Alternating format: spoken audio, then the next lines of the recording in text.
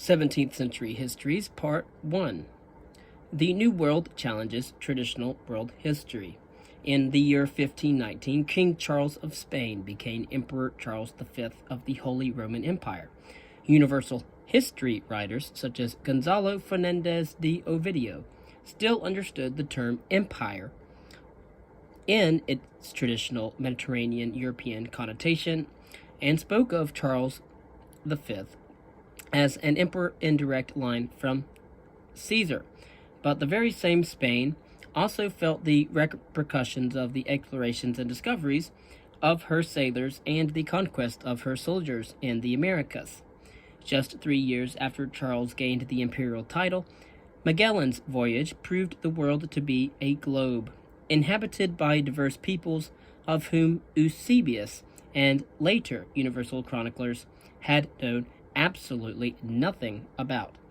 In the 1590s, Juan de Mariana still argued that the world could stay unified through a Spanish world empire, an answer so flattering to Spanish pride that it led to continuations of Mariana's voluminous about the king and the royal institution well into the 1700s, when Spanish power had all but disappeared.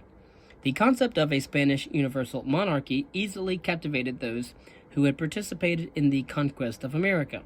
Indeed, it had inspired Gonzalo Fernandez de Ovidio, who in his General and Natural History of the Indies, about 1530, had marveled at the features of the New World that he had observed.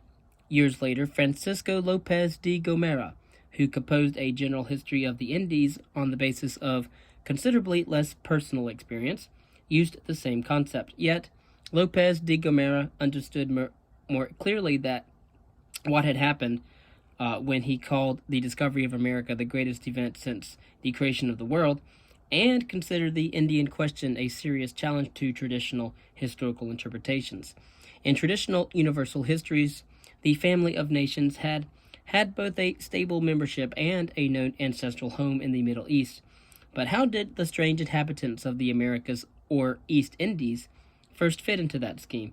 And fit they had to, because otherwise universal history would in the past not have been universal in scope, and in the present and future would be impossible. So in the early stages of the ethnic confrontation, Peter Martyr of Anghira, an Italian humanist, could still muse that these native or naive, nearly naked creatures must be inhabitants of the Golden Age who had escaped corruption because their area long ago had been separated from the Western world. Of course, theoreticians could cling to so comfortable an integration of the Indian past into Western universal history, although even Peter could hardly have put much stock in it. Missionaries and colonial administrators certainly could not, since they soon found out that the Indian mind was not a tabula rasa, blank slate, but filled with traditions. Ovidio had already been aware of the rich Indian tradition.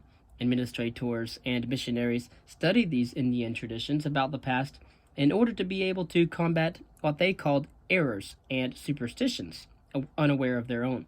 Although such work suffered from the inherent prejudices of literate Christian Westerners toward pagan oral traditions, some parts of the Indian traditions were collected and eventually found their way into Western historical writing. Thus, when Pedro Ciza de Leon used Inca traditions in Mesoamerica for his Chronicle of Peru, the work profited from its Indian component, although he produced little more than a chronicle of rulers. Historians gained new insights from the ongoing debate between Bartolomé de las Casas and Juan Gines de Sepulveda over the proper treatment of the Indians. In its course, de las Casas proposed in his History of the Indies that the discoveries in the New World did not contradict the Christian universal history that had been written earlier, but actually fulfilled it. For centuries, the unity of mankind had merely been foreshadowed. Now it was becoming a reality through universal conversion. Hence, de las Casas pleaded that the Indians were humans whose souls must be saved. Of course, Sepulveda spoke out against such a providential integration of the Indians into Christian universal history. In that history, the growth of the Spanish world monarchy was most important, and the Indians never fully human in their interpretation, were irrelevant. The dispute drew in many more scholars, but remained mainly in the judicial theological area. In the late 1500s, the late 16th century, the Jesuit Jose de Acosta suggested a new approach for integrating the Indians into Christian universal history. Of course, years earlier, Sebastian Münster of Germany had shown that Asia and America were separated only by a narrow stretch of sea, called by the Italian cosmographer Zaltieri the Straits of Anian. Now Acosta spoke of an Indian migration from Asia to America. In their new home, the Indians had become highly developed barbarians who never reached the level of the civilized West.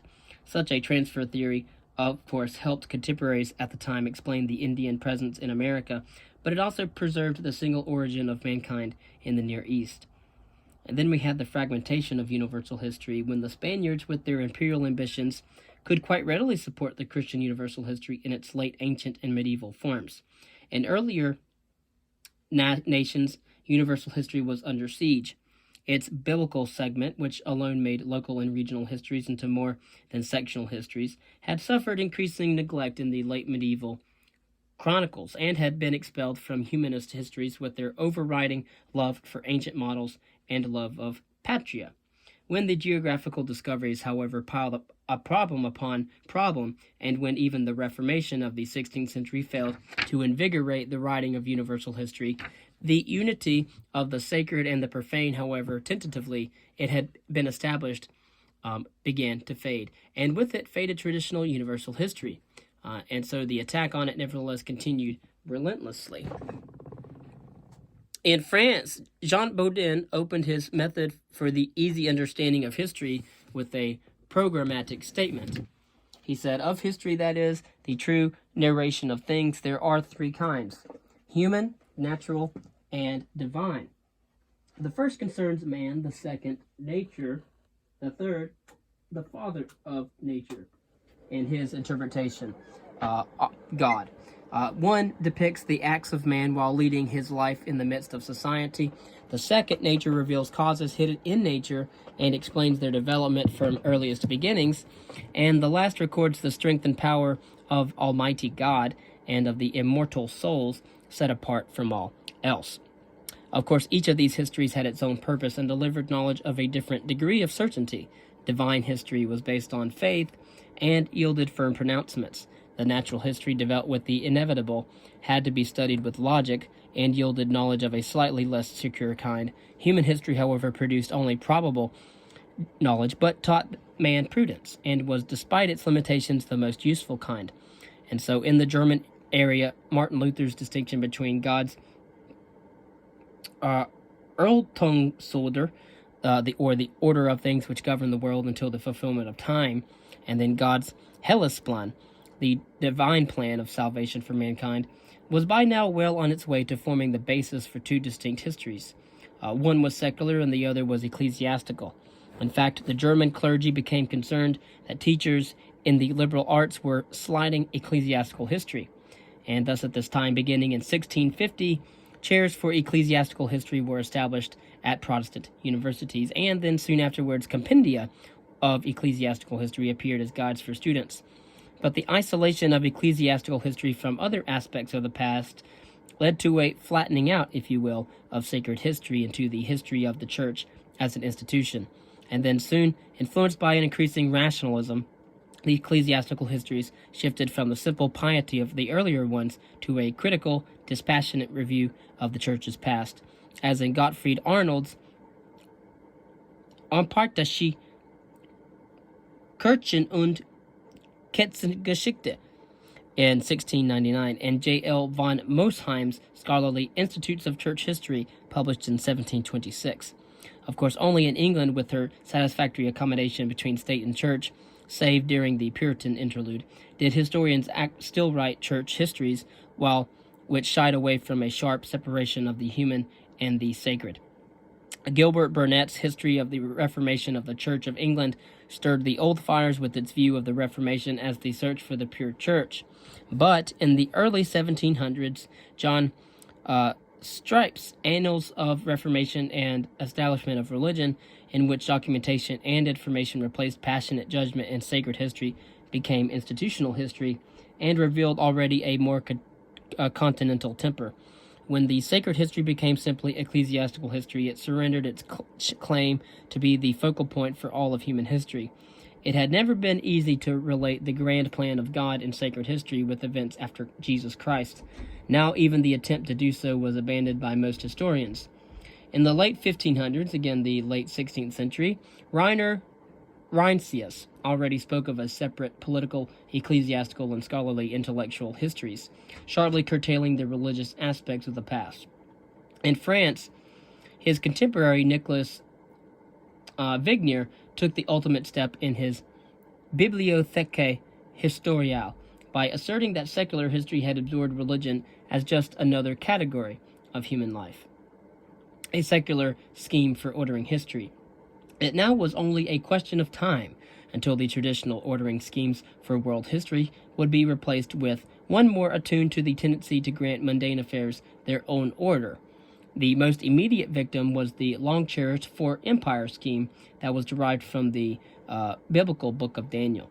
In the 16th century, many German historians still took great pride in viewing the Holy Roman Empire as the fourth and last of the empires, but the old problem of how to adjust the rigid scheme to the changing world became more acute with each discovery of new regions and peoples. However, John Bowden's severe criticism of the German version of the scheme was not so much prompted by any new geographical or ethnographic knowledge as by his French patriotism. He said, "Since it was explained in this way by Germans, I judge it was written for the glory of their name and empire, for it is altogether strange to the interpretation of the actual biblical text." The Daniel scheme had to be abandoned simply because it did not fit the times. Bowden could also have said, and because it became irrelevant to an increasingly secular-minded historiography. German historians deeply resented Bowden's attack, however, and the controversy went on well into the 18th century. But in the meantime, a new scheme to organize the past had begun to capture the imaginations of historians in the 17th century. Petrarch had implied that the past had three periods: Rome, then darkness, and then renovation. Other humanists discerned the light of learning when darkness, and then the return of the light. Throughout the 1500s and 1600s, these three ages were known, but scholars spoke, of course, no longer of a period of darkness, but of Moyen Age, or Middle Time, or most commonly of a media tempestus, or a medium avium. But it was a textbook writer, not a visionary or a theoretician, who finally organized Western history according to the new concept of the three stages. Just prior to the year 1700, Christopher Cellarius published his Universal History divided into an ancient, medieval, and new period. Probably neither he nor his students grasped the full impact of the change. The universal history, in the manner of Eusebius and Jerome, had ended. Christian history had become a mere aspect of general history, and biblical history appeared as just one feature of the ancient history, and the continuity between the three periods was ended. And so it wasn't until prior to 1700 you had Christopher Cellarius published his Universal History divided into ancient, medieval, and new period. Of course, we know this as modern. Forces and units in a mundane world history. A world was gradually emerging in which God's direct governance, as the first cause, was not denied, but was seen as rare, and in which a welter of second causes needed attention, if one wanted to explain the many interlocking events of that world. Some French historians of the late 1500s and the early 1600s, again early 17th century, understood that historians had to go beyond fettering out facts and venture into new types of interpretation because, as they saw it, the essence of a work of history was the knowledge of the motives and true causes of all facts and happenings. In the manner of the ancient Greeks, Bowden found some of the second causes in the different human temperaments and institutions. He attributed the differences in these things to three shaping forces: specific fluid balances in the body, climates, and geographical settings. But Bowden also numbered the stars and planets among the second causes. Some historians, however, found the number of causes to be enormous. After all, every human and natural phenomenon could become a cause at one time or another. Nicholas Vignier struggled bravely as well to put it all together in his Bibliothecae Historiale of 1587, but failed to find any focus for his account. Consequently, the book's massive material benumbed the reader, demonstrating that if the world of causes remained confusing, so would be the historical account. In their search for order, some French historians came close to the concept of civilization as an organizing principle, but they never grasped it, however. They did not even know the word and rather used terms like state, empire, or society interchangeably. They did not understand the word civilization since it had not been coined yet. Louis Leroy engaged in some functional analysis of civilizations. However, when he studied the function of priests in various societies and found that in each priest administered the most important knowledge, the sacred wisdom, and the ritual, and derived their power from that. Italian humanists would have been interested in, although hardly pleased by, Leroy's historizing of human languages. What for them had been at the core of a civilized life now became just another aspect of human life, sharing the fate of its society. In order to explain cultural differences and the change of customs in time, Leroy designed a cultural version of the empire scheme with virtue, conceived here as civilized existence. And so he saw the cultural version of empire scheme with virtue being transferred from the Assyrians to the Medes, to the Persians, to the Greeks, to the Romans, and then to the European countries. However, there was no hint that a succeeding civilization was of either a better or a lesser quality than the previous one. Some had talked of a golden age in the beginning of mankind, from which mankind had steadily declined, but Bodin ridiculed this as the illusion of men carried out of port into the open sea. They think the houses and the towns are departing from them. Thus they think that delight, gentle conduct, and justice have flown to the heavens and deserted the earth. The Golden Age idea simply did not stand up under close scrutiny, which showed that in the early period, the Great Flood had ravaged the world, giants had revolted against heaven, Hercules, one of its heroes, had been the greatest of the pirates, and men had lived scattered like beasts in the fields and the woods. In comparison, Bodin found his own age refined, although there was no suggestion of a continuous progress, not ever of a continuous development, when Bodin related that the moderns over the ancients. He simply compared two periods many centuries apart. And so, at this time, we have to think that people were using terms like state, empire, or society interchangeably. The concept of civilization as an organizing principle was never fully grasped in the 17th century. Divorced from sacred history, then, world history appeared more and more as a maze of nations, empires, or societies. Today, however, we will call them civilizations or cultures. But in their quest for continuity and order in a 17th century world of change, the French historians acquired a vigorous interest in the well-known cyclical pattern of things. Pasquier did little more than describe how empires rise by force of arms, acquire somewhat letters, intellectual achievements, and then decline. Leroy proceeded to an explanation that had been a favorite with ancient historians. Civilization brings about an eternal disease. That is, originally hardy people became effeminate through the life of luxury that results from increasing power and possessions. The people who formerly lived simply suffered patiently and were skilled in warfare. Subsequently, they grow spoiled and soft. Eventually, they fall victim to hardier conquerors, and then history told the story of the rise and fall of such empires, societies, or states. Now we know them as civilizations, but even historiography was soon looked at with a sketchy understanding of development.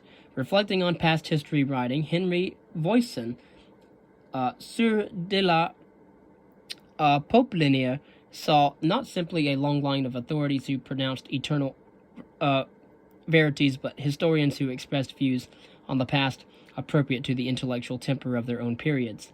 In the earlier stages of empires, states, and societies, the past was commemorated in spontaneously created songs, dances, and symbols.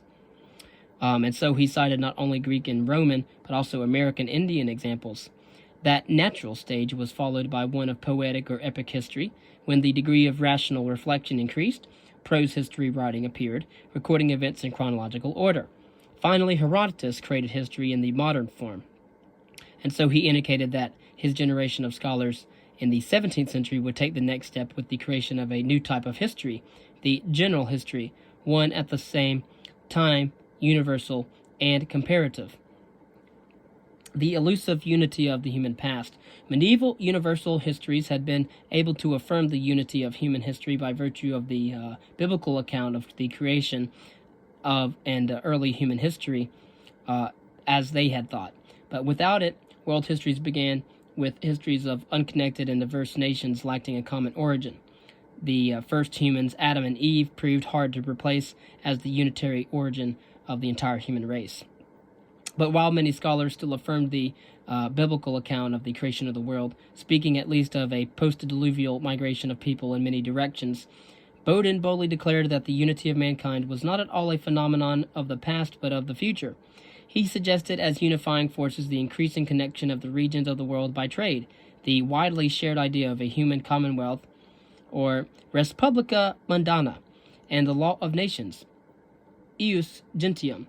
For an overall pattern of development, Bowden relied on an updated version of the old Vaticinium Eliae, 2,000 years of southern predominance, Egyptians and Mesopotamians characterized by religion and wisdom, 2,000 years of Greek and Roman hegemony with city-states, colonial expansion, and laws, 2,000 years of northern predominance characterized by wars and technology. Yet after having formulated the scheme which implied a unitary human history, Bowden simply dropped it. In the year 1666, about halfway through the 17th century, the Dutchman George Horn tried his wits on the unity of mankind problem by combining the new ethnographic and geographical knowledge with the traditional biblical text of the time. His Noah's Ark was the first universal history covering the recently discovered peoples and areas. Of course, it was based on the proposition that while the flood had destroyed mankind's original unity, the age of discoveries initiated the ingathering of all people and thus the restoration of mankind's unity. Of course, as long as he was, in the day, his ideas were quite radical. But Hornius's ambitions floundered because he simply lacked sufficient knowledge of the past of many new peoples. But his diligent use of reports from missionaries to China was outstanding. Another attempt at a unitary history came from the French orator Isaac de la Perrière, one-time Calvinist and librarian for the Prince of Condé. For him, the book of the Genesis had two distinct parts, as an earlier narrative describing the entire creation of the world, and implicitly all the peoples in a latter story which focused on the Jews and their destiny as the people, story of the first people, the fall and the flood, for example. The first part, however, was truly universal in scope and nature. The second contained the biblical history of the Jews. It was universal only in the sense that it prepared for a universal event, the coming of Christ. The story, however, of the ancient Jews was not identical with the early history of mankind because it could not explain the appearance of non-biblical people in the Age of Discovery. The idea that mankind had a pre-Adamite origin may have been an ingenious one at best, but it denied, however, the universal validity of the dogma of original sin by restricting it to Jews, and thus it destroyed the structure of the traditional Eusebian universal history. While Le Payeur endured some censure, the world, for the most part, ignored him. It is misleading, however, to talk mainly of innovative schemes. Traditional universal histories, which fused the new and the old, were still being written and commanded a wide-reading public, as two famous examples about a half a century apart illustrate. In the early 16th century, Sir Walter Raleigh spent long years in the Tower of London because of his anti-Spanish attitudes and actions, and he used them to write his History of the World. So, Sir Walter Raleigh's History of the World in the early 17th century demonstrated that even a man who had seen the New World advocated a new English imperialism, founded the first English settlement in North America, applauded both Copernicus and Galileo, and knew much about the new sciences, geography, and astronomy, could still hold thoroughly traditional views on the past. Sir Walter Raleigh's history balanced carefully the contributions of the first cause and then of mundane forces, the second causes. God still retained his supremacy, but Raleigh acknowledged the increasing importance of human actions in lieu of God's direct governance. Of course, he was a man of his times and saw that second or mundane causes were no more than instruments, conduits, and pipes which carry and displace what they have received from the head and fountain of the universal, and he deplored the fact that all histories do give us information of human consuls and events as far as the knowledge and faith of the writers can afford, but of God's will, which all things are ordered, he said that they speak only at random and many times falsely. But historians ignored second causes at their peril in dealing with the past beyond the creation events, since these causes alone helped uncover the patterns for past events, and by knowing them accurately, one had a guide on the hazardous journey into the present and future. Of course, we know that they were wrong, but we may gather out of history a policy no less wise than eternal, he said, by the comparison and application of other men's forepassed miseries with our own like errors and ill deservings. The patterns discerned in second causes were actually God's way to implement his will in the world. Historians at the time were still religious and could investigate human experience without the fear of contradicting God, since the result would merely just illustrate and make good in human reason those things which the biblical authority alone, without further circumstance, ought to have confirmed in every man's belief. Of course, without God's will shaping it, the order created by second causes would be little more than the one of well-arranged accidents. After 6 more decades, of course, of constant erosion of the traditional image of the past, the bishop Jacques Bassou tried to demonstrate that Christian universal history still had validity. Of course, as we know now, it does not. As the educator of the Dauphin, Bossuet wrote for the young prince a discourse on universal history, which he published in the year 1681. At first glance, the discourse offered well-known features: the many thousands of years since the creation of the entire world, of course Christ's birth as the central point, 7 world ages, ecclesiastical and political narratives, and the last judgment, ending it all. But Bossuet proceeded to revive, after many centuries of neglect, Augustine's view of a dualism between the city of God and the city of the world, and to use it alone as the basis for his world history. Of course, his work intended, as the subtitle said, to explain the progress of religion and the vicissitudes of empires. As empires, kings, and battles came and went, the city of God enlarged its realm on earth. However, he contradicted Augustine, for he demonstrated a spiritual progress throughout the ages. Even evil forces unwittingly contributed to it. Thus, when Roman emperors persecuted the Christians, they really strengthened the church. So, confident about the dominance of the sacred, he did not hesitate to deal with a multitude of second causes. His was a brilliant effort, however, at updating the traditional universal history, although he told the story only up to Charlemagne. No less than 200 editions and adaptations appeared, although the book was soon overshadowed by new and critically important developments in historiography. Historians, the new politics, and the new perceptions of the world. The period stretching from about the middle of the 16th century to the early 17th century constituted the last phase in the piecemeal modification of the traditional historiographical model.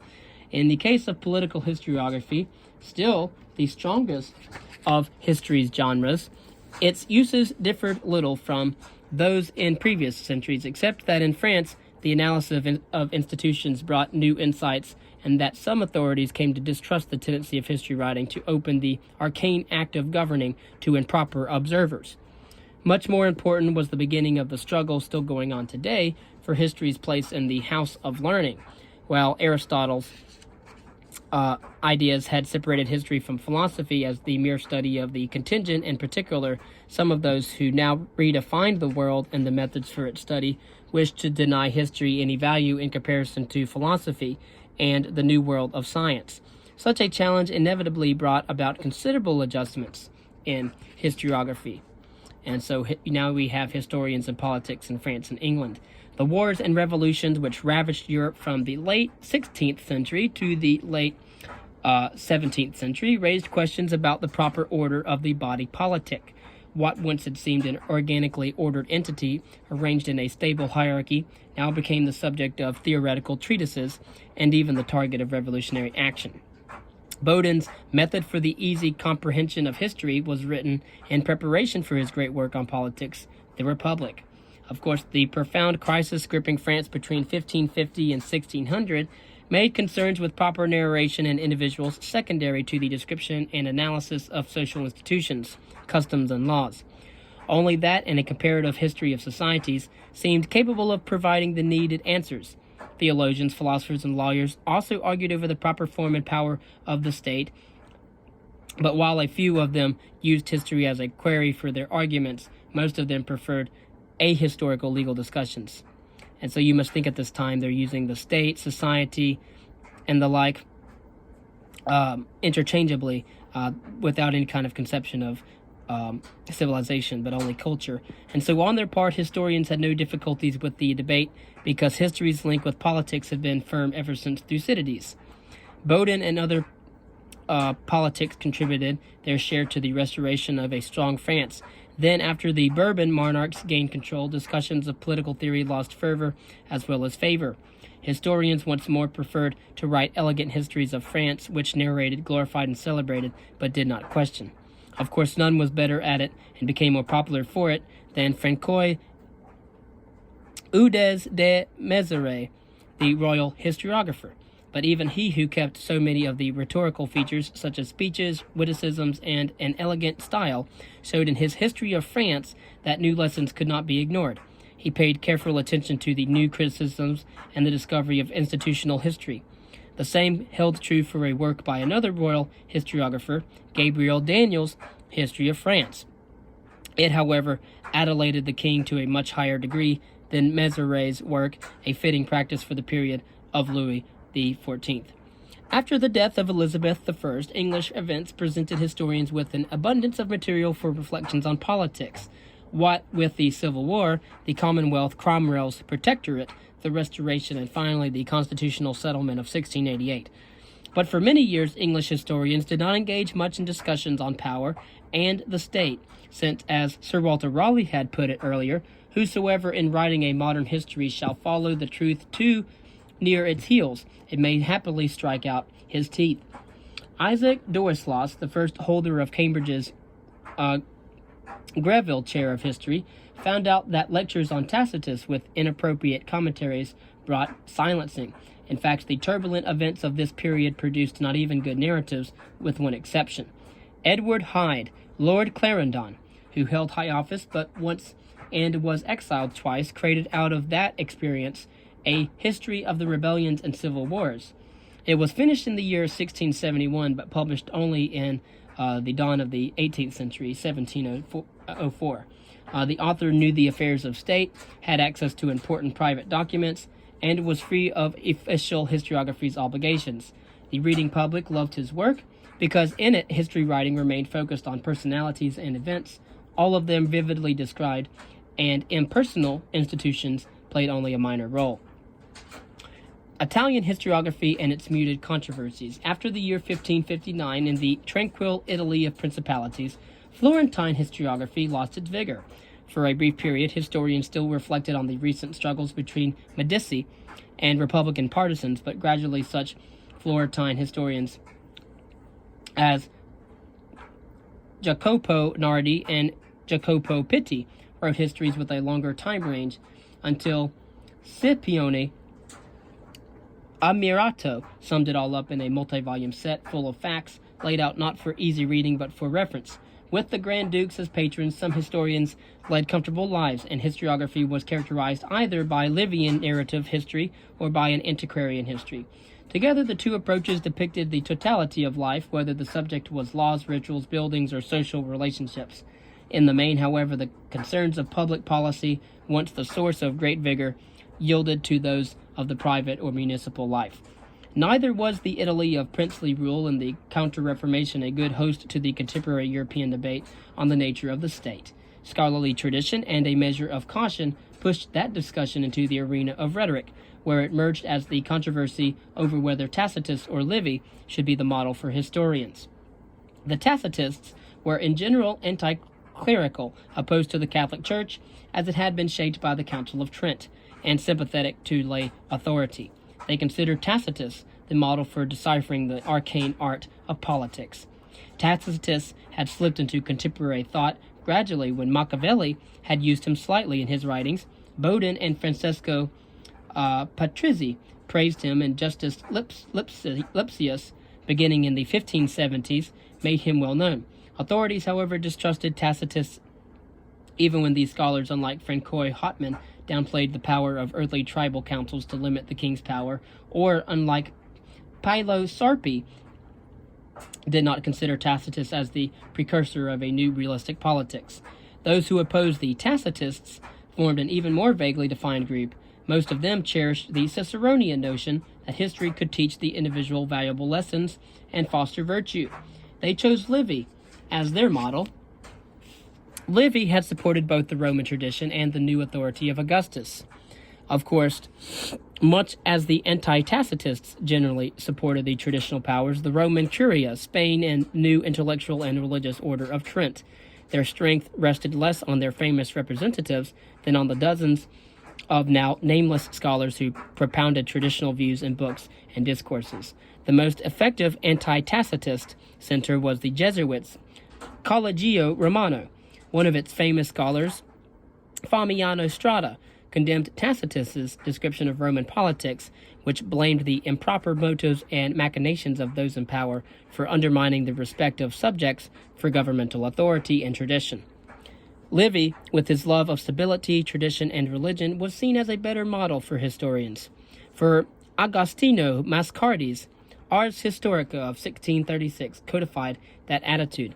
And in the end, it was not the Jesuits' distrust of Tacitus which mattered, but rather their distrust of history as the story of the merely contingent. The Jesuit Ratio Studiorum of 1559, the binding curriculum for the numerous and influential Jesuit schools, assigned history no significant role at all. In a Christian version of the Aristotelian view of history's limited usefulness, the Jesuits gave preference to philosophy, philology, and theology as disciplines centered on the timeless and essential features of faith. Again, history was not a discipline yet, and to logic and dialectic as approaches to truth. But historians in Catholic Europe continued to write histories, but they, like those in Protestant countries, were not equal in status to theologians and later legal scholars.